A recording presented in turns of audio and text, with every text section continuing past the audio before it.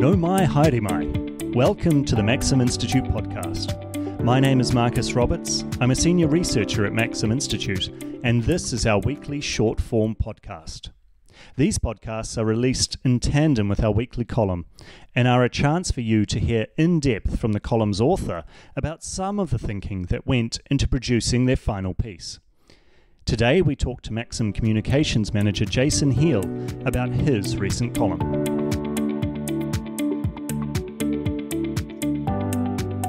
Great, Jason. Welcome back to the podcast. Thanks for having me, Marcus. Good to be here. So you've written this piece, Jace, Keep It 18. Yes. And you're talking about the potential moves to lower the voting age, right, from 18 to 16. So what inspired you to write this piece? It seemed to be the news last year. But yeah, why? It was. Yeah, it was big in the news last year. You remember the Supreme Court decision to basically say that it's inconsistent with the Bill of Rights for 16 and 17-year-olds not to vote.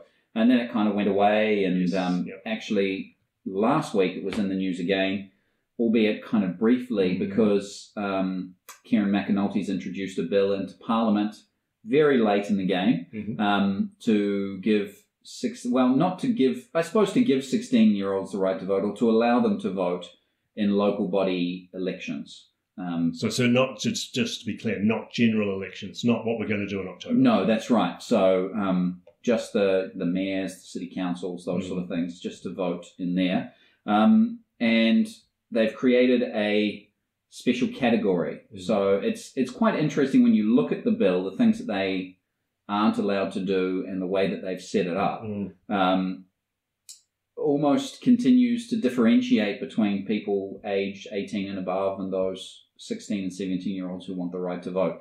So they've called them youth electors. And so they've got their own category, youth electors, and they are only able to vote for councillors and things like that. They can't sit on juries. They can't vote for alcohol licensing boards. They can't vote for community boards even, vote on community boards even. So there is this recognition that there's still a differentiation between those who are 18 and I guess legally recognised as adults, and those who are younger than that. Okay, so that's the bill in broad strokes was introduced last week. So last week, that's 3 weeks until the end of Parliament? It seems pretty tight to get it passed. Yeah, and it wasn't under urgency. I mean, there were a lot of bills pushed through, or it's the only one not under urgency. It's pretty much the only one. That's right. And so.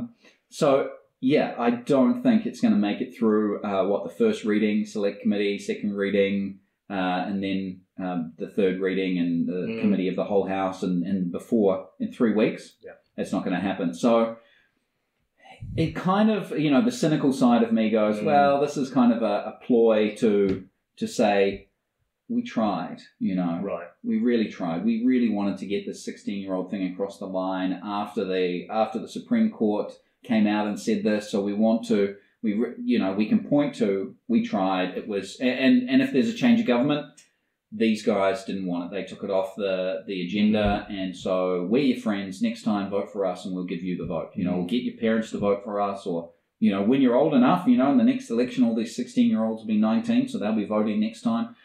Vote for us and we'll give you your younger brothers and sisters the right to vote. So do you think that it will come off the table if national... I think so, yeah. I don't think that... I mean, traditionally, young people tend to vote to the left, so I don't think it's in anyone on the right's interest to go, let's give all these young Liberal voters who like to stick it to the man the right to vote, because they'll just vote against us. So that's the reason for National to be against it. Is that the reason you're against it, Jason, as well? Yeah, well, there's plenty of reasons why I'm not for lowering the voting age. I think one of the main reasons is, and one of the arguments put forward by the Make It 16 lobby group is that, well, you already have a bunch of rights at 16. Right. But those are kind of few and far between. The age of kind of coming of age as an adult, where you can drink and you can marry without permission from the family court, and you're treated as an adult in the justice system, you can go to jail. Those are all 18. And so there's far more serious rights and rights that have consequences that require you to think about those long-term consequences more than just voting, and those kick in at 18. And in some countries, in gambling, it's 21. Yeah. So there's something to be said for at least keeping it consistent at 18. And what about overseas? I mean, is there anything from overseas? Yeah, if you look at countries around the world, out of the 238 nations, 17 of them have voting ages lower than 18. So 17 out of 238. Right. Some of them have ages higher than 18. So 19, 20, 21, 25 was the oldest that I saw. Yeah. And those are countries like Singapore that have those voting ages higher. So the consensus is that minimum 18 is what we should be enforcing for voting. Yeah. So I think internationally you can see most countries recognize that 18-year-olds are more developed. And I think it comes down to the development of the brain, right? That continues to grow all the way through to your mid-20s. And particularly the prefrontal cortex, which is the center for reasoning and rationality and those long-term decision-making. It's kind of the control center that puts the brakes on impulse and that need for immediate gratification that all teenagers have. That helps you to plan ahead and think into the future. And 18-year-olds are just closer and more developed to that than 16-year-olds. So there's a whole bunch of reasons. Yeah. I mean, just on that last point, Jace, what about the idea that, there's, we all know 16-year-olds who are able to reason and we think would cast a pretty good vote, and we all know 18, 20, 25, 30, 35, 55-year-olds who probably don't. Yeah, well, I think you've got to draw a line somewhere, right? Because otherwise, as you so wisely said when you were on TV last week, you'll be testing everyone for the right to vote. I mean, and just imagine who's going to want to enforce a test for are you capable of voting in this election? No, everyone will want to enforce it. Yeah, that's right. You're not going to vote for me, you can't vote in this election. So a test is a terrible idea unless I get it right. Yeah, that's right. Yeah. So I think if you're going to have to draw a line somewhere. 18 is the best that we've come up with so far. Right. So that's why you've decided. I think at the least, don't lower it. Right. If you're going to change it, raise it, but at least don't lower it. And so that's the reason you say to keep it 18. Yeah, keep it 18. Well, thank you very much, Jason. Thanks, Marcus. Cheers. Now let's hear from Jason as he reads his column. The voting age is once again causing a stir. Last week, a new bill was introduced into Parliament that seeks to allow 16-year-olds to vote in local elections. The issue remained dormant for a few months after the Supreme Court noted that not allowing 16-year-olds the right to vote was inconsistent with the Bill of Rights. Now it's back for debate. But while Make It 16 supporters see the bill as an opportunity to achieve their stated goal, the bill might be said to be arguing strongly for the status quo. This bill proposes a new category of voters called youth electors. While these youth electors could vote in local body elections, they would not be able to vote on community boards, alcohol licensing boards, or sit on juries. In other words, it's still differentiating between voters aged 18 and those younger. In Maxim Institute's recent research paper, Unlocking Democracy, How We Should Determine Our Electorate, we've looked in detail at each of the arguments for allowing 16-year-olds to vote. In the view of Marcus Roberts, the paper's author, none of them are sufficiently powerful to justify a change in the law. For example, one argument for extending voting rights to 16-year-olds is based on their possession of other rights at that age. In fact, the age of majority varies across New Zealand's legal system, and many rights are only accessible at 18. For example, getting married without the family court's approval.